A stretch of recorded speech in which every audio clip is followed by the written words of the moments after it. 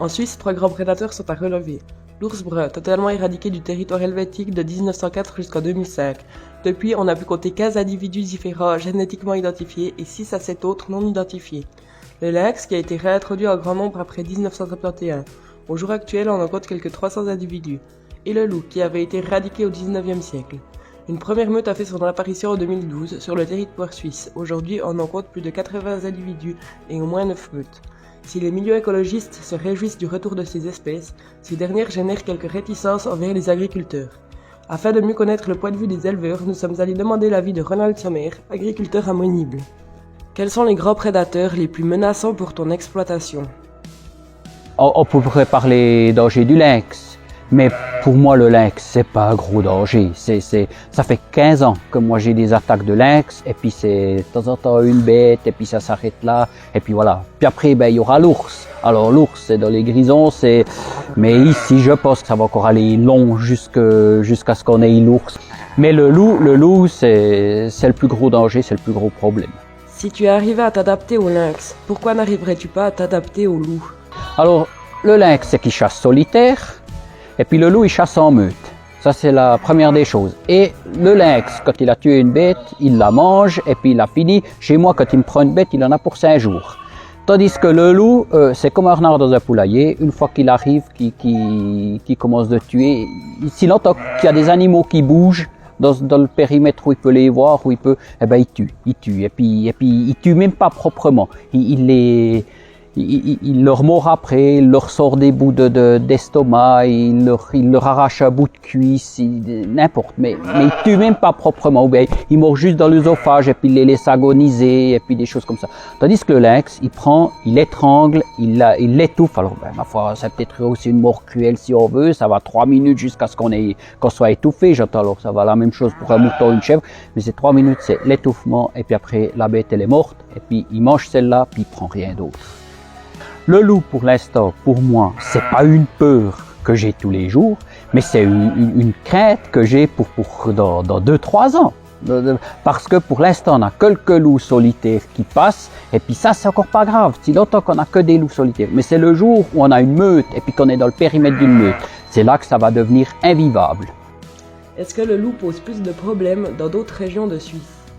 Oh, alors bien sûr que là c'est le plus problématique. Il y a qu'à voir Suisse orientale, Saint-Gall, Grison, et puis après le Valais, le Tessin, et puis la vallée de Joux, j'entends tout le Jura vaudois, pauvres amis, ils en dégustent. Et puis maintenant, depuis cette année, on va avoir les gros problèmes, ce sera sur le Clos du Doubs, et puis je pense même autour de la vallée de Delémont. Alors tout d'un coup, on sera même touché nous ici, tout dépend quel périmètre elles ont ces meutes. Mais il peut faire 60 km d'une nuit, un loup.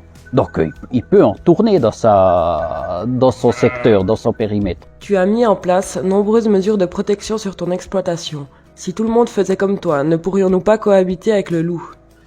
Non, ça ne veut pas aller. Alors moi je veux dire, maintenant je suis le premier, je crois, ici dans toute la région, dans tout le Jura bernois, je suis le premier à m'équiper comme ça, à monter comme ça. Alors je suis convaincu, le jour où on a une meute, moi je vais être épargné. Mais le jour où tout le monde sera protégé, comme moi je suis protégé, ce sera la galère. Parce que, il faut se dire, le loup, il va toujours au plus facile. Donc, s'il voit des moutons derrière une clôture électrique avec des chiens de protection, il va pas venir. Il va pas. Et puis qu'il y a autre chose encore, des autres animaux de rente. Mais le jour où c'est protégé tout partout, il essaye de déjouer tous les tours le loup pour attaquer quand même. On veut faire quoi? Alors on doit se laisser bouffer nos animaux. Quand on pense au loup, on s'imagine souvent un danger pour les moutons et pour les chèvres. Mais présente-t-il une menace pour d'autres espèces? Oui, alors le bovin de toute façon. D'abord, ce sera les plus petits, les veaux, les genisses, mais après ce sera les vaches. S'il y a des vaches qui ne sont pas protégées par des chiens, par des clôtures, ce sera celles-là qui seront attaquées. Il va toujours au plus facile. Il faut pas se. Et puis il est en meute, donc il y a qu'à voir comment il chasse les bisons en Amérique du Nord. Et puis après quelque chose qui est quand même très vulnérable au loup, ce sont les chevaux. Et qu'en est-il pour l'humain? alors les petits-enfants, moi, s'il y aurait une meute de loups ici, de la région, et puis que moi j'aurais peur pour les petits-enfants, pour les laisser aller promener dans la forêt.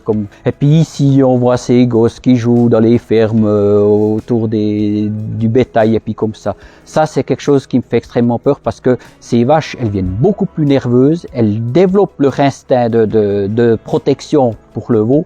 Et puis, on entend régulièrement dans les grisons qu'ils ont de nouveau une vache ou l'autre qu'ils ont dû abattre parce qu'elle était venue vraiment méchante contre l'homme suite à une attaque de loup, quoi. Et puis ça me fait peur. Et puis après, il y a peut-être encore l'autre chose qu'il faut pas oublier, c'est que les chiens de protection, pour qu'ils soient efficaces contre les loups, c'est qu'ils doivent être en surnombre par rapport au nombre de loups. On a beau avoir des gentils chiens de protection comme maintenant les miens ici qui viennent tout, mais le jour où ils sont mis à forte contribution du loup, ils viennent tellement nerveux qu'ils sont agressifs contre tout le monde et n'importe qui un peu.